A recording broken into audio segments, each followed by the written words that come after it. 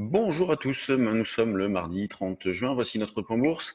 Les marchés continuent de se balader entre les mêmes limites et conformément à notre scénario principal, entre 4700 et 5020 sur le CAC. Hier, quand j'enregistrais ce point de marché, nous étions autour de 4890, 4900, donc je disais que c'était un niveau sur lequel nous avons vendu. Et derrière, on a eu le repli pour faire un écart. Alors, on a tenté un rebond sur ce niveau-là. Moi, j'ai été un petit peu trop gourmand, donc je l'ai raté. Certains de notre salle des marchés ont payé un petit peu plus cher, donc ont pu profiter de la reprise. Donc, on continue de travailler les deux sens. Sur le fond, il n'y a toujours pas il n'y a pas de tendance, une alternance de mouvements haussiers, baissiers, suite notamment aux pressions techniques. Hier, le marché a fini par remonter en fin de séance. Donc, il faut être davantage méfiant en fin de séance, parce que justement, c'est à ce moment-là que les pressions techniques augmentent aussi, avec les deadlines, donc 17h35, 18h30. Donc, on a eu l'accélération de fin de journée hier. On n'est pas allé bien loin non plus. On est allé chercher 4950. Le soir, on s'est dégonflé un petit peu. Et donc, ce matin, on ouvre sur les mêmes niveaux qu'hier soir. Donc, on est en situation de pullback à l'instant T sur le plus haut d'hier 14h. Dans l'idée de jouer les deux sens, vente en double top vers 950-55. En ce qui concerne l'achat, ça va être 890 pour commencer, 875 jusqu'à 867. Il y a plein de petits niveaux, donc après, tout dépend à quel moment on revient en arrière, tout dépend d'où on part, ça dépend de pas mal de choses.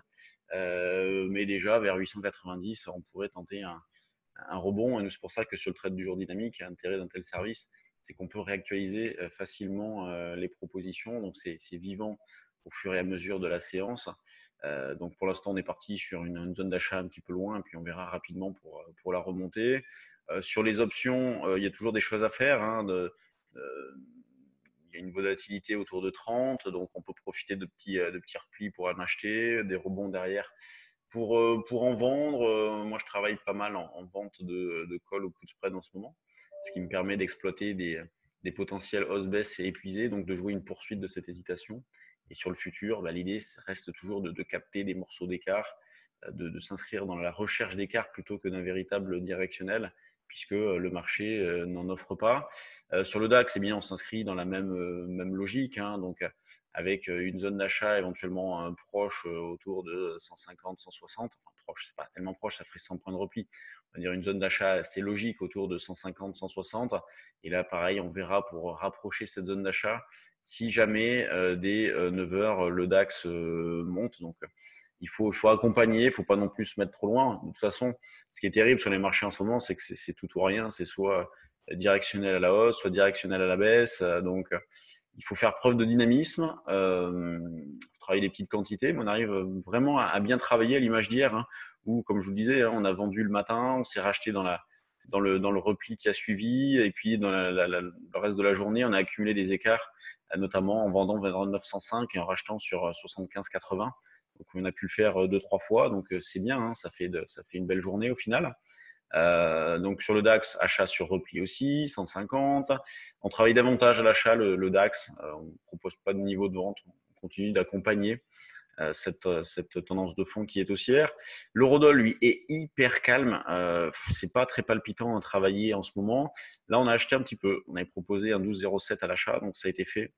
Et on va viser, pour commencer, si on avait un rebond rapide vers la zone des 30-40, il ne faudrait pas hésiter à alléger.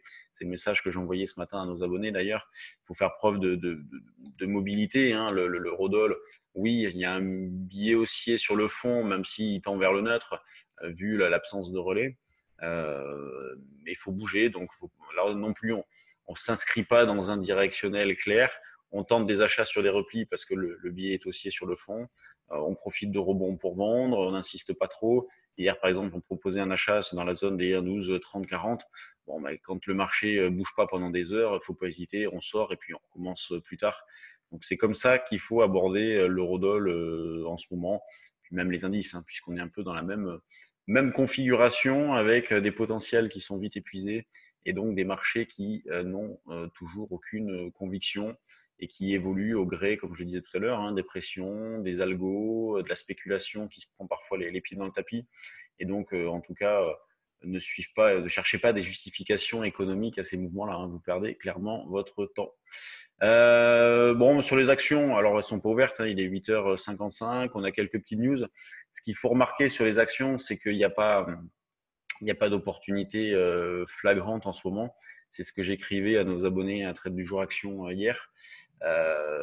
C'est bon, c'est une période un petit peu calme. Alors on détecte des petites choses, on en a proposé qui ont plutôt bien fonctionné, mais c'est pas une évidence comme ce qu'on a pu faire en mars, avril, mai, où là franchement on a très bien travaillé, on a réalisé beaucoup d'opérations et vraiment de belles opérations. Là il faut être beaucoup plus sélectif. Nous on est méfiants dans cette phase-là, donc de temps en temps des petites opportunités, mais on ne se force pas non plus à trouver des idées. Donc on reste opportuniste et je pense que c'est important de travailler de la sorte sur les actions pour pas se retrouver dans des dossiers un peu galères. Allez, je vous laisse. Là, j'ai enregistré ce point plus tôt parce qu'aujourd'hui, nous sommes en stage Forex. Donc, toute la journée, on va commencer vers 9h15, 9h30, on terminera vers 18h. Donc, grosse journée. Donc, journée pendant laquelle on va enseigner notre méthode d'intervention sur l'eurodoll, alors le fonctionnement du marché des devises et notre méthode sur l'eurodoll qui s'adapte à d'autres parités. Donc, je vous laisse, passez une bonne journée. Sur les réseaux sociaux, vous avez notre calendrier donc des prochains événements si vous avez de l'intérêt. Donc, sur juillet et même août, moi je suis là début août, donc on fera un stage d'initiation la première semaine d'août avant que je ferme les bureaux. Donc, si vous avez de l'intérêt, n'hésitez pas et bonne séance à tous. À demain.